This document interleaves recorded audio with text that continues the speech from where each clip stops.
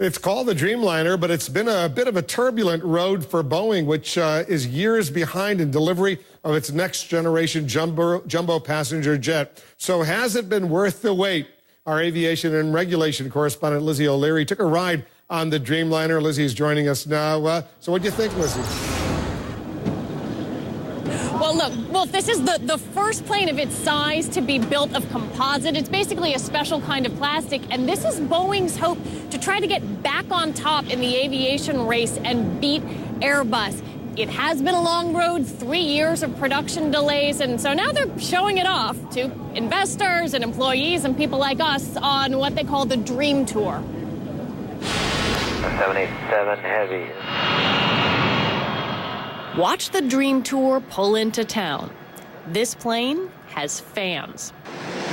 The 787 Dreamliner is Boeing's baby, and we got to tag along for a ride. Morning. The first things you notice: big windows, spacious overhead bins, and a high ceiling.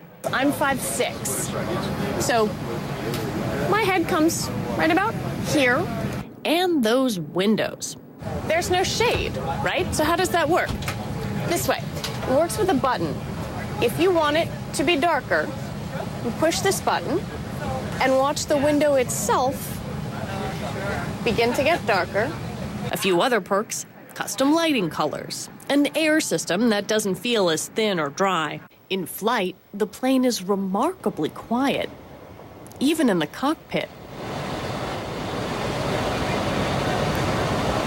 Its wings actually bend up and down, making for a smoother ride in the cabin. And a more efficient one. Boeing says this plane, made largely of plastic and carbon, uses 20% less fuel than an aluminum one. But it hasn't all been smooth flying. Dreamliners are running 3 years behind schedule, and on some planes, the composite skin is pulling near the tail. That means 2 weeks of repairs. Boeing's test pilot says he's not worried. Our engineers work very hard at getting it right, and that's why we're possibly behind on the airplane. We want to get it right before we put it out to the public and make it available for everyone to fly. This is the Dreamliner's biggest customer. He's buying 74 of them at roughly $200 million apiece to lease to airlines. Oh, and he's 6'3" and says comfort was a big selling point.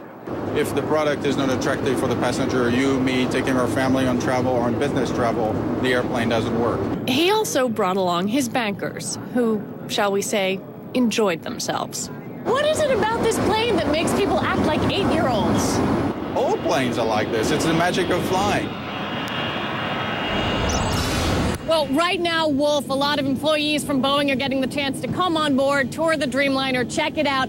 That's not an opportunity U.S. flyers are going to have that soon. Next month, this plane is going to make its commercial debut in the U.S. in Boston. It's already flying in Asia. Japan Airlines is going to fly it from Tokyo to Boston. United has put in an order for a lot of these planes, but it's still unclear when they're going to start flying. They just say sometime in the coming year, Wolf.